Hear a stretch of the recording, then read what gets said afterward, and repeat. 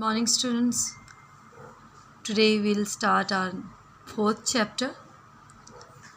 Before going to read this chapter, I want to ask you something regarding an exhibition. Means, do you know the meaning of exhibition? Here is a picture. So, with the help of this picture, you can understand the meaning of exhibition. An exhibition is a collection of things that are shown to the public. Okay. Next, what do you see in the exhibition? So you can see in the exhibition a collection of the works of art, old photographs, antiques, and handworks, etc. Okay.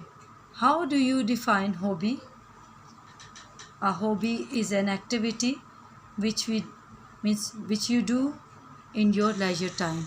When you have time and you do your favorite thing, it is called hobby. This chapter is consisted on present perfect continuous tense, means the use of has, have, first form ing, and use of for and since. Okay, so this chapter is belong to the tense of present perfect continuous tense. So we'll start the reading.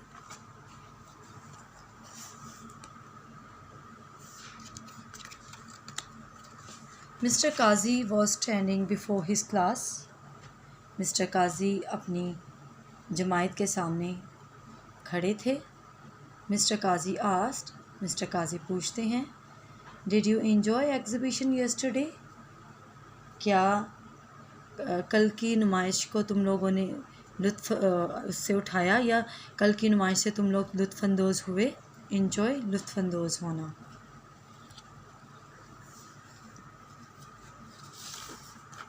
All hands went up to say yes. और तमाम हाथ हाँ कहने में खड़े हो गए. ठीक है, तमाम बच्चों ने हाँ में हाथ खड़े किए. तो यहाँ पे हम लोग मीनिंग लिखते हैं एंजॉय.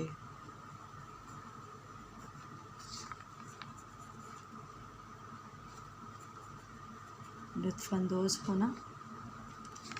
और एग्ज़िबिशन हम नुमाइश लिख देते हैं. आप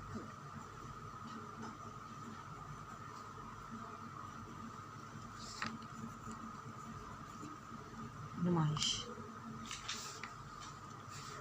आगे है all hands went up to say yes.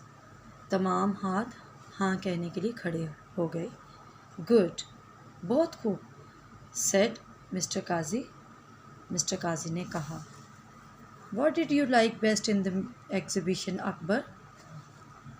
Akbar, तुमने नुमाइश में सबसे ज़्यादा किस चीज़ को पसंद किया? Akbar stood up and said. Akbar खड़ा हो गया और कहा, I like paintings the best sir. जनाब, मैंने सबसे ज़्यादा तस्वीरों को पसंद किया. They looked so beautiful. वो किस कदर खूबसूरत दिखाई देती थी. Why did you like the paintings Akbar? तुम्हें तस्वीर क्यों पसंद आई Akbar? Paintings is my hobby and I have good collection of paintings of my own. मेरे पास बनी हुई तस्वीरों का एक ज़ख़ीरा है. Collection means ज़ख़ीरा.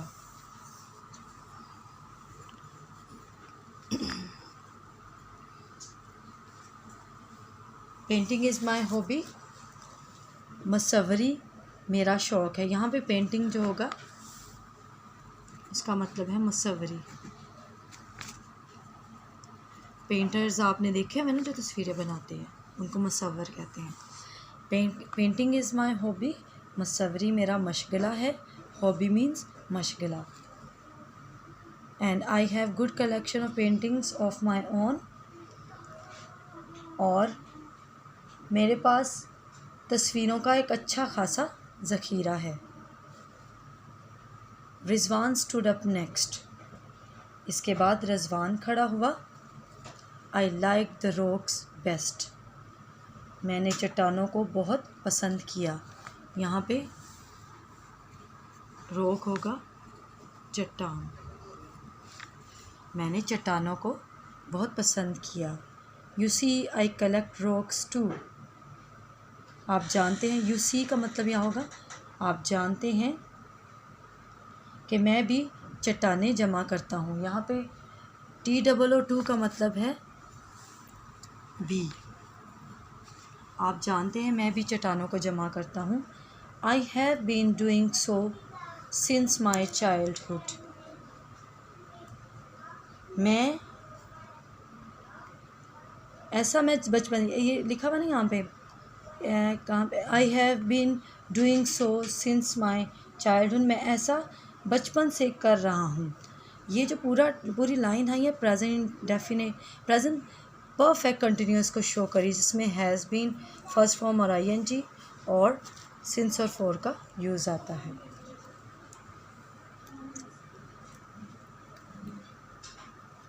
It is my hobby but the rocks there I had never seen before. ये मेरा मशगला है, लेकिन ये पत्थर जो मैंने वहाँ पर देखे थे मैंने पहले कभी नहीं देखे। नेवर सीन बिफोर, मैंने पहले कभी नहीं देखे। Mister Kazi appreciated Rizwan's response. Mister Kazi ने रिजवान के जवाब पर दाद दी। The reason is that the rocks in the exhibition had come from all over the world and the rocks that you have in your collection were probably found near your own house. The reason is that, इसकी वजह ये है, the rocks in the exhibition had come from all over the world, कि नुमाइश में चट्टानी पत्थर पूरी दुनिया से लाए गए हैं। ऑल ओवर द वर्ल्ड है, पूरी दुनिया से। वो जो नुमाइश में जो पत्थर थे वो पूरी दुनिया से लाए गए थे। And the rocks that you have in your collection were probably found near your own house। और वो चट्टानी पत्थर जो तुमने ज़ख़ीरा किए थे या तुम्हारा जो कलेक्शन तुम्हारे पास है वो गालबन तुमने अपने घर के करीब से पाए हैं या तुम्हें अपने घर के करीब से मिले हैं। probably means गालबन।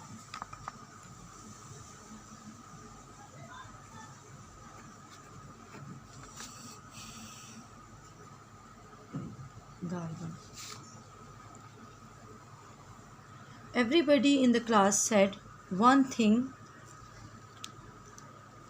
Everybody in the class said one thing or the other, but one boy said mum all the time. जमायत में हर किसी ने कोई ना कोई बात की, लेकिन एक लड़का तमाम वक्त खामोश रहा। मम मीन्स खामोश।